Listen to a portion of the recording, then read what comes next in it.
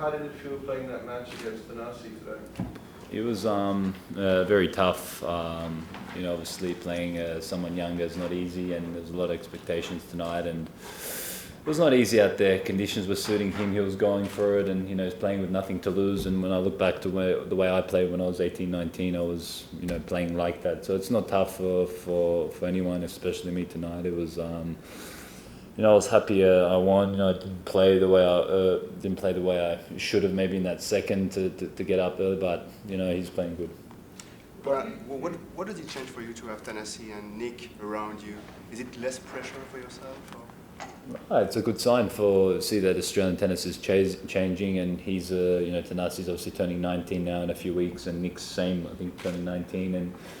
Turning 20, sorry, and it's good. Obviously a few years ago it was just myself and Leighton, and now to see so many players like Groth in there, and all the others are doing well. So it's good to see. We didn't have this before. It's very good for us, for Australian tennis. What does that mean at this stage of your career to reach this quarterfinal? It's from my first time to be in a Masters quarterfinal. It's an amazing feeling. I had to play good to get here in the quarters, and. I'm happy. It's not easy. I played obviously David before, and Coric in the first round. It was not easy, tough matches, and I wasn't sure as well if I was going to play today. I had problems with the wisdom tooth I have to remove, and I was getting a lot of pain and headaches. So it's going to be tough for me to see tomorrow how I wake up and what medication I need to take and stuff, because I have to do this surgery maybe in the next few weeks. It's going to take me out maybe a week, but I have to do it, and somehow it came across now. So I was happy I played this match and I won today. For me, it's a very, very good match. Bernie, how the Bernard Tomic of 2015, how does he differ from the Bernard Tomic of 2014? Like, what are you doing differently this year? I obviously played very consistent throughout the year, and that's the most important key. I'm believing in myself more, and I put in the hard work in November, December that got me in good shape and good fitness to play well in Australia. And the problem was taking it out of Australia and playing well in that February month, and I managed to do that. And I made the quarters in Memphis and semis in Delray, and then quarters I think in Mexico. So I was playing very good, and led that to Davis Cup where I played really good. And it's been going well for me, and I'm happy with the way I'm going. I just got to keep improving. There's a lot of areas I can work on for sure. Do you think that you're at your fittest have you compared to the rest of your career? Probably, but I still have a long way to go, because I still feel like I can improve more in my fitness, and that's going to be the most important thing for me if I want to be in the top 10. And I'm getting closer now, and it's gonna. I have to work hard the next 4 months, and put in the same results I've been putting until Wimbledon, and who knows where my ranking can be until then. What could you tell us about the Australian players that now so many players is really good in the tournament, like you, Pires, Cortinas? I think we Australians, we encourage each other, which is a very good thing. And I think when I was 18, 19, it maybe came in the eye of some other players, and like Nick, maybe wanted to achieve some stuff that I achieved, and it was pushing him and other players. And I think we're driving each other now to the expectations, and everyone's sort of pushing each other, and that's the way it should be. I think in a nation, everyone should get behind one another and support, and I think that's the way you're going to build your country and your players to play better. What is your coaching situation right now? Are you working with Tony Roche? Is he your coach? Yeah, he had to leave this morning back to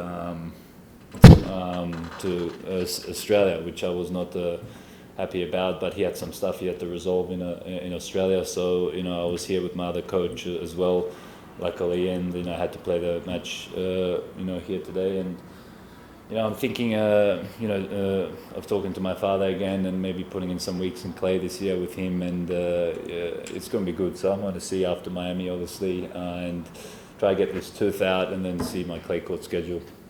It will be Johnny. Sorry, it will be Johnny Isner or Novak Djokovic next. What do you think about it? I'm going to be ready to play anyone. I'm going to go out there believing I can win. It's going to be tough for Novak tonight, and John's beaten in here before, so I think whoever wins, I'm ready to play. I'm I'm confident. I'm serving very good, but you know, hopefully this tooth doesn't bother me because I have like pain everywhere, headaches. So I'll see when I wake up tomorrow. Sorry, Bernard. Have you been disturbed this week by what that young girl said about you and cocaine in your country? Oh yeah, that's I've got nothing to say to that. I mean, that's not me to talk about. Did you feel even more pumped today for this match? Because it looked like it during the match as you played Thanasi. Yeah, like I said, Greg, he's playing, with the same thing I was playing with when I was younger, going for it, and it's tough when you're on the back foot, and obviously he's got nothing to lose, so I think he's dangerous, and now he's got I'm sure he's close to the top 100 now. He's going to work hard the next few months, and he has an opportunity breaking top 100. And it was a tough match for me. I had to really take in what I've really achieved the last few months and that confidence from those matches and use it for the match today. And I think I did the right things today. Bernard, you kind of surprised at the beginning of the year, sort of beginning of January, you've been consistent. Has it been exhausting at all? You play pretty much every week. Yeah. Not easy. Yeah, no, it's not. I played from pretty much Memphis all the way until Davis Cup and here now, which, thankfully I was seated here and had a few extra days. But, I'm obviously very happy with what I did the last few months, but it's still a lot of tennis now. And, now obviously this tooth coming in is not a good, bonus. So I have to sort of address this now. Bernie, you seem to be playing visibly with a lot more intensity, a lot more emotion on the court than maybe you have in the past. Is that a conscious thing? Is that something you've tried to keep yourself amped up in matches, or is that just coming with, maturity or years going on?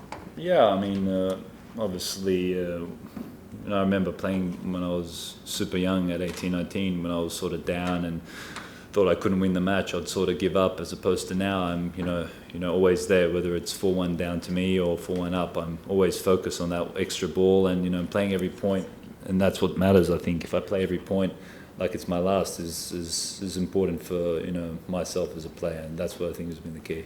The shouting, the come-ons, all that, does that help you kind of stay focused? Because that seems new. Yeah. To No, for sure. It's it's emotions, and you work so hard being a tennis player, and wanting to achieve a lot of things, and only that I did realize the last sort of year that I have to use these next 6-7 years and achieve as much as I can, because I feel very good on court and I feel like I can match it with these guys, but maybe at times I wasn't putting in the right concentration. Now this year has been amazing for me, and I'm going to keep going. Just talk a little bit about Djokovic. He's almost impossible in a lot of ways. Hard courts, wins almost every time. So how do you beat him? The only guy I can beat is John. So hopefully John beats him, and then I don't have to play Novak. So I mean, John can beat anyone. So obviously Novak's favourite, but John can beat anyone. So it's going to be interesting to see what happens tonight. And if I happen to play Novak, it's going to be super cool. I obviously played him a few times, and I know I can beat him, and it's going to be a tough match regardless who wins. I mean, even if John wins, it's a nightmare to play John because he's probably the best server in the world.